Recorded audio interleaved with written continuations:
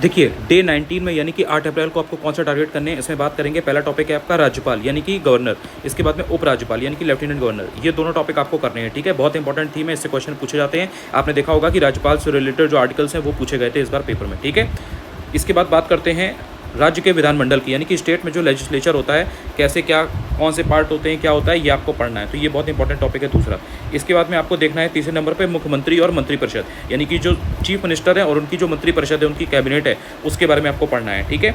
इसके बाद कुछ राज्यों के लिए जो विशिष्ट उपबंध है यानी कि जो स्पेशल प्रोविजन है सम स्टेट के लिए, ये आपको करना है। तो ये आपका चौथा टॉपिक हो गया, कुछ राज्यों के लिए विशिष्ट उपबंध। तीसरे टॉपिक की बात करें तो आपका मुख्यमंत्री और मंत्रिपरिषद हो गया। अगर दूसरे टॉपिक की बात करें तो राज्य का विधानमंडल यानी कि स्टेट लेजिस्लेचर हो गया। और पहला टॉपिक आपका हो गया राज्यपाल और उपराज्यपाल का, ठीक है, यानी कि गवर्नर एंड लेफ्टिनेंट गवर्नर। अच्छा, इसके बाद बात आती है हिंदी की। हिंदी में आपको यहाँ से 10 पर्यायवाची शुरू कर देने हैं, ठीक है। 10 पर्यायवाची हर हालत में पढ़ने हैं। इसके पहले से अगर आप पढ़ रहे थे अच्छी बात है, बट 10 पर्यायवाची आपके एकदम रटे होने चाहिए। समझ में आना चाहिए कि जो आपने पढ़ा है वो क्या है, किसी शब्द का मतलब क्या है। 10 से शुरू करिए, 50 या 100 पढ़ेंगे भूल जाएंगे, 10 पढ़ेंगे भूलेंगे नहीं। 1 घंटा कम से कम वाक्य वर्तनी शुद्धि को दीजिए। एक होता है वाक्य की शुद्धि, वाक्य पूरा दिया होता है उसमें पहचानना होता है। एक होता है सिर्फ आपको वर्ड दिया होता है, जैसे कि लिखा हो ज्योत्सना, तो ज्योत्सना में क्या गलती है। तो वाक्य वर्तनी शुद्धि आपको 1 घंटे करनी है। इसके अलावा 1 घंटे आपको तत्सम तद्भव करना है, बहुत इंपॉर्टेंट है ये। तो 2 घंटे कम से कम हिंदी में इन दोनों टॉपिक को दीजिए। 10 पर्यायवाची करने में भी आपको हो सकता है 1 घंटा लग जाए।